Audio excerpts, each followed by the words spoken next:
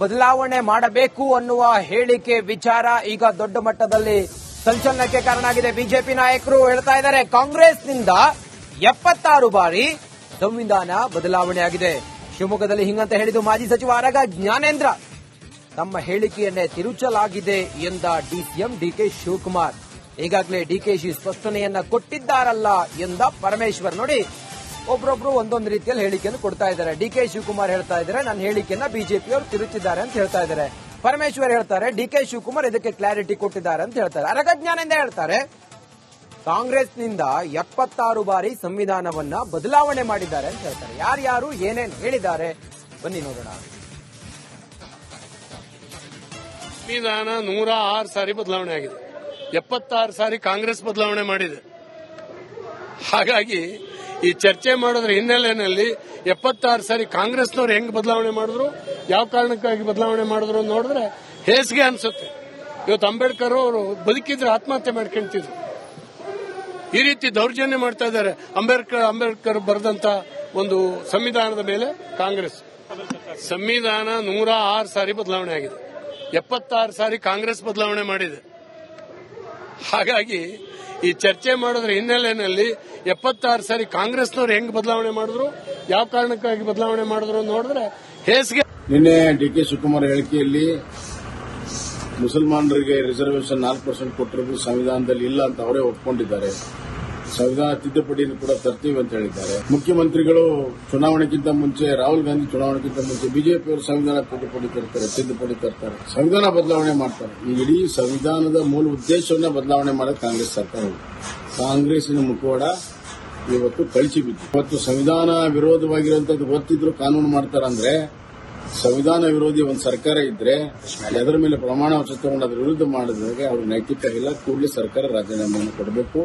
ಅಂಬೇಡ್ಕರ್ ವಿಚಾರದಲ್ಲಿಯೂ ಕೂಡ ಬಹಳ ಸ್ಪಷ್ಟವಾಗಿ ರಿಲಿಜಿಯಸ್ ರಿಸರ್ವೇಷನ್ ಇರಕೂಡದು ಅಂತ ಅಂಬೇಡ್ಕರ್ ಹೇಳಿದರೆ, ಅದರ ವಿರುದ್ಧ ಇವರು ಮತ್ತೆ ತಿದ್ದುಪಡಿ ತರ್ತೇವೆ ಅಂದರೆ ಅದು ಖಂಡಿತವಾಗೂ ಇಲ್ಲ. ನಾನು ಅದನ್ನ ನೋಡಿಲ್ಲ, ಅವ್ರ ಹೇಳಿಕೆಯನ್ನು ನೋಡಿಲ್ಲ. ಬಟ್ ಅವ್ರಿಗಾಗಲೇ ಕ್ಲಾರಿಫಿಕೇಶನ್ ಕೊಟ್ಟಿದ್ದಾರೆ ಅಂತ ಹೇಳಿದ್ದಾರೆ. ಯಾವ ಅರ್ಥದಲ್ಲಿ ಹೇಳಿದ್ದಾರೆ ಗೊತ್ತಿಲ್ಲ. ಹೇಳಿದ್ರೆ ನಾನಿನ್ನೂ ಗಮನಿಸಿಲ್ಲ. ನಾವು ಸಂವಿಧಾನ ಬದ್ಧವಾಗಿರ್ತಕ್ಕಂಥವ್ರು.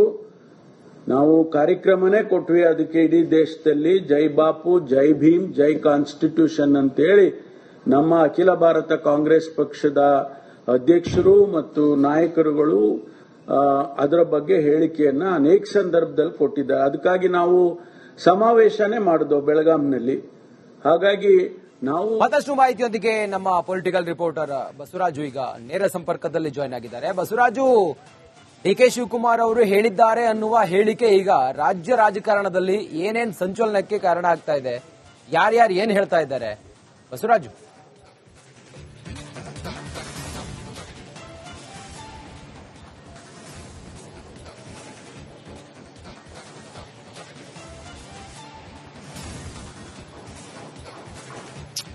ಖಂಡಿತ ರಂಜಿತ್, ಸಂವಿಧಾನ ಬದಲಾವಣೆ ಮಾಡ್ತೇವೆ ಅನ್ನುವಂಥದ್ದು ಅಂದ್ರೆ ಮೀಸಲಾತಿ ಬದಲಾವಣೆ ವಿಚಾರವಾಗಿ ಸಂವಿಧಾನ ಬದಲಾವಣೆ ಮಾಡ್ತೇವೆ ಅನ್ನುವಂಥದ್ದು.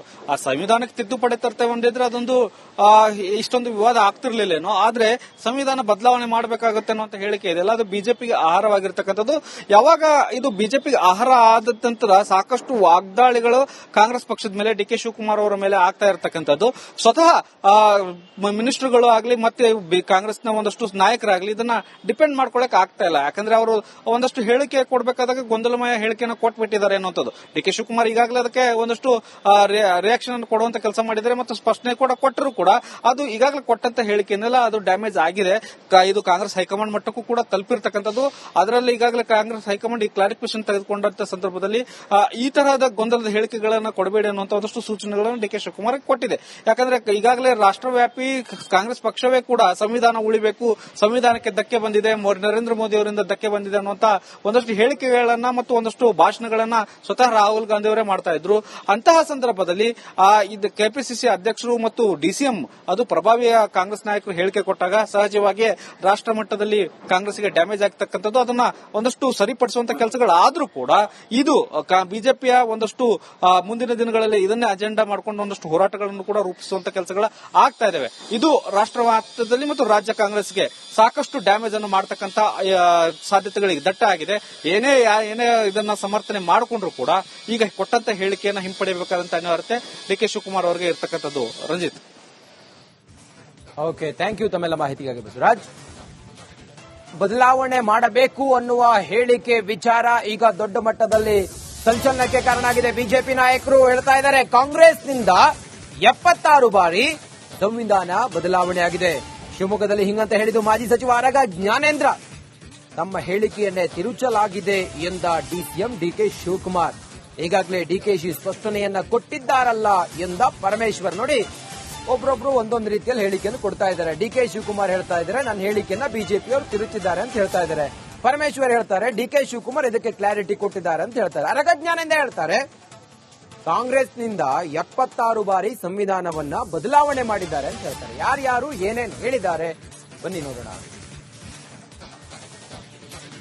ಸಂವಿಧಾನ 106 ಸಾರಿ ಬದಲಾವಣೆ ಆಗಿದೆ. 76 ಸಾರಿ ಕಾಂಗ್ರೆಸ್ ಬದಲಾವಣೆ ಮಾಡಿದೆ. ಹಾಗಾಗಿ ಈ ಚರ್ಚೆ ಮಾಡೋದ್ರ ಹಿನ್ನೆಲೆಯಲ್ಲಿ 76 ಸಾರಿ ಕಾಂಗ್ರೆಸ್ನವ್ರು ಹೆಂಗ್ ಬದಲಾವಣೆ ಮಾಡಿದ್ರು, ಯಾವ ಕಾರಣಕ್ಕಾಗಿ ಬದಲಾವಣೆ ಮಾಡಿದ್ರು ನೋಡಿದ್ರೆ ಹೇಸಿಗೆ ಅನ್ಸುತ್ತೆ. ಇವತ್ತು ಅಂಬೇಡ್ಕರ್ ಅವರು ಬದುಕಿದ್ರೆ ಆತ್ಮಹತ್ಯೆ ಮಾಡ್ಕೊಂತಿದ್ರು.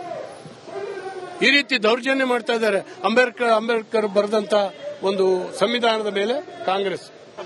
ಸಂವಿಧಾನ 106 ಸಾರಿ ಬದಲಾವಣೆ ಆಗಿದೆ. 76 ಸಾರಿ ಕಾಂಗ್ರೆಸ್ ಬದಲಾವಣೆ ಮಾಡಿದೆ. ಹಾಗಾಗಿ ಈ ಚರ್ಚೆ ಮಾಡೋದ್ರ ಹಿನ್ನೆಲೆಯಲ್ಲಿ 76 ಸಾರಿ ಕಾಂಗ್ರೆಸ್ನವ್ರು ಹೆಂಗ್ ಬದಲಾವಣೆ ಮಾಡಿದ್ರು, ಯಾವ ಕಾರಣಕ್ಕಾಗಿ ಬದಲಾವಣೆ ಮಾಡಿದ್ರು ನೋಡಿದ್ರೆ ಹೇಸಿಗೆ. ನಿನ್ನೆ ಡಿ.ಕೆ. ಶಿವಕುಮಾರ್ ಹೇಳಿಕೆಯಲ್ಲಿ ಮುಸಲ್ಮಾನರಿಗೆ ರಿಸರ್ವೇಶನ್ 4% ಕೊಟ್ಟಿರೋದು ಸಂವಿಧಾನದಲ್ಲಿ ಇಲ್ಲ ಅಂತ ಅವರೇ ಒಪ್ಕೊಂಡಿದ್ದಾರೆ. ಸಂವಿಧಾನ ತಿದ್ದುಪಡಿಯನ್ನು ಕೂಡ ತರ್ತೀವಿ ಅಂತ ಹೇಳಿದ್ದಾರೆ. ಮುಖ್ಯಮಂತ್ರಿಗಳು ಚುನಾವಣೆಗಿಂತ ಮುಂಚೆ, ರಾಹುಲ್ ಗಾಂಧಿ ಚುನಾವಣೆಗಿಂತ ಮುಂಚೆ ಬಿಜೆಪಿಯವರು ಸಂವಿಧಾನ ತಿದ್ದುಪಡಿ ತರ್ತಾರೆ, ಸಂವಿಧಾನ ಬದಲಾವಣೆ ಮಾಡ್ತಾರೆ. ಈ ಇಡೀ ಸಂವಿಧಾನದ ಮೂಲ ಉದ್ದೇಶವನ್ನ ಬದಲಾವಣೆ ಮಾಡೋದು ಕಾಂಗ್ರೆಸ್ ಸರ್ಕಾರ. ಕಾಂಗ್ರೆಸ್ಸಿನ ಮುಖವಾಡ ಇವತ್ತು ಕಳಚಿ ಬಿದ್ದು, ಇವತ್ತು ಸಂವಿಧಾನ ವಿರೋಧವಾಗಿರುವಂತದ್ದು ಗೊತ್ತಿದ್ರು ಕಾನೂನು ಮಾಡ್ತಾರಂದ್ರೆ, ಸಂವಿಧಾನ ವಿರೋಧಿ ಒಂದು ಸರ್ಕಾರ ಇದ್ರೆ ಅದರ ಮೇಲೆ ಪ್ರಮಾಣ ವಚನ ತಗೊಂಡು ಅದರ ವಿರುದ್ಧ ಮಾಡಿದಾಗ ಅವ್ರಿಗೆ ನೈತಿಕ ಇಲ್ಲ. ಕೂಡಲೇ ಸರ್ಕಾರ ರಾಜೀನಾಮೆಯನ್ನು ಕೊಡಬೇಕು. ಅಂಬೇಡ್ಕರ್ ವಿಚಾರದಲ್ಲಿಯೂ ಕೂಡ ಬಹಳ ಸ್ಪಷ್ಟವಾಗಿ ರಿಲಿಜಿಯಸ್ ರಿಸರ್ವೇಶನ್ ಇರ್ಕೂಡುದು ಅಂತ ಅಂಬೇಡ್ಕರ್ ಹೇಳಿದ್ರೆ, ಅದ್ರ ವಿರುದ್ಧ ಇವರು ಮತ್ತೆ ತಿದ್ದುಪಡಿ ತರ್ತೇವೆ ಅಂದರೆ ಅದು ಖಂಡಿತವಾಗಿಯೂ ಇಲ್ಲ. ನಾನು ಅದನ್ನ ನೋಡಿಲ್ಲ, ಅವ್ರ ಹೇಳಿಕೆಯನ್ನು ನೋಡಿಲ್ಲ. ಬಟ್ ಅವ್ರಿಗಾಗಲೇ ಕ್ಲಾರಿಫಿಕೇಶನ್ ಕೊಟ್ಟಿದ್ದಾರೆ ಅಂತ ಹೇಳಿದ್ದಾರೆ. ಯಾವ ಅರ್ಥದಲ್ಲಿ ಹೇಳಿದ್ದಾರೆ ಗೊತ್ತಿಲ್ಲ. ಹೇಳಿದ್ರೆ ನಾನಿನ್ನೂ ಗಮನಿಸಿಲ್ಲ. ನಾವು ಸಂವಿಧಾನ ಬದ್ಧವಾಗಿರ್ತಕ್ಕಂಥವ್ರು.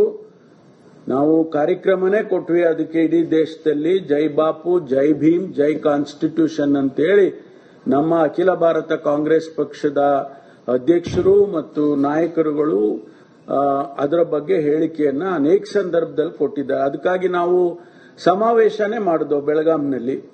ಹಾಗಾಗಿ ನಾವು ಮತ್ತಷ್ಟು ಮಾಹಿತಿಯೊಂದಿಗೆ ನಮ್ಮ ಪೊಲಿಟಿಕಲ್ ರಿಪೋರ್ಟರ್ ಬಸವರಾಜು ಈಗ ನೇರ ಸಂಪರ್ಕದಲ್ಲಿ ಜಾಯ್ನ್ ಆಗಿದ್ದಾರೆ. ಬಸವರಾಜು, ಡಿ.ಕೆ. ಶಿವಕುಮಾರ್ ಅವರು ಹೇಳಿದ್ದಾರೆ ಅನ್ನುವ ಹೇಳಿಕೆ ಈಗ ರಾಜ್ಯ ರಾಜಕಾರಣದಲ್ಲಿ ಏನೇನ್ ಸಂಚಲನಕ್ಕೆ ಕಾರಣ ಆಗ್ತಾ ಇದೆ, ಯಾರ್ಯಾರು ಏನ್ ಹೇಳ್ತಾ ಇದ್ದಾರೆ ಬಸವರಾಜು?